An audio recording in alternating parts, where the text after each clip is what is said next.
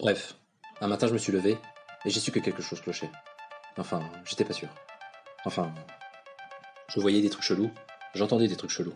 Je suis ton père. Je disais des trucs chelous. Mais si, regarde, je crois que j'ai percé le secret de l'univers. Ah oui, d'accord. Mais là, t'as surtout pété un plomb. Et surtout, je comprenais rien à ce qui m'arrivait.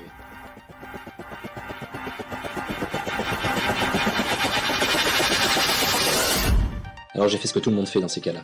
J'ai rien dit. Mais au bout d'un moment, même ma mère a capté. Elle m'a dit... Bon là, je suis vraiment trop inquiète. Il faut vraiment que tu ailles chez le médecin, là. Allez, fais un petit effort, là. Faut qu'on l'appelle. Je suis allé voir mon médecin. Je lui ai expliqué ce qui m'arrivait. Et lui, il s'arrêtait plus de parler.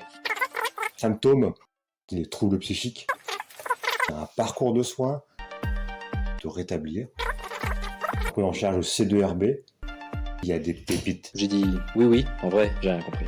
Quelques jours plus tard, j'étais reçu au C2RB. Bonjour, vous avez rendez-vous avec un médecin? Je vous laisse patienter en salle d'attente, elle va arriver. J'étais vachement stressé. Je commençais à avoir mal au bide. Je suis allé m'asseoir et quelqu'un est venu me chercher. J'étais devant la psychiatre. J'avais peur qu'elle me dise... Vous êtes fous. Mais en fait, elle m'a juste écouté. Et ça, c'était déjà pas mal. À la fin, la psychiatre a dit... Premier épisode psychotique. J'ai dit oui, en vrai, j'ai rien compris. Elle m'a prescrit un traitement et m'a proposé un programme d'intervention précoce. C'est là que j'ai rencontré un infirmier case manager. Mon job, c'était de m'expliquer ce qui se passait et de m'aider à gérer. On va le faire ensemble, ok? J'ai vu un neuropsychologue. On a testé ma mémoire, mon attention. On m'a demandé de mémoriser des mots chelous. Banane, chèvre de terre, couscous. À vous. Banane et chèvre de terre. C'est quoi ça, bordel? J'ai vu la psycho pour essayer de comprendre ce qui s'était passé. Je l'ai regardé, elle m'a regardé, je l'ai regardé, elle m'a regardé. J'ai tout balancé. On a parlé de mon PEP, du choc, pourquoi j'avais encore du mal à y croire. Petit à petit, j'ai mis des mots dessus. Après, j'ai fait de la psychoéducation dans un groupe de TP. Je m'attendais à faire un jeu type Burger Quiz sur la psychiatrie. En fait, c'était encore mieux.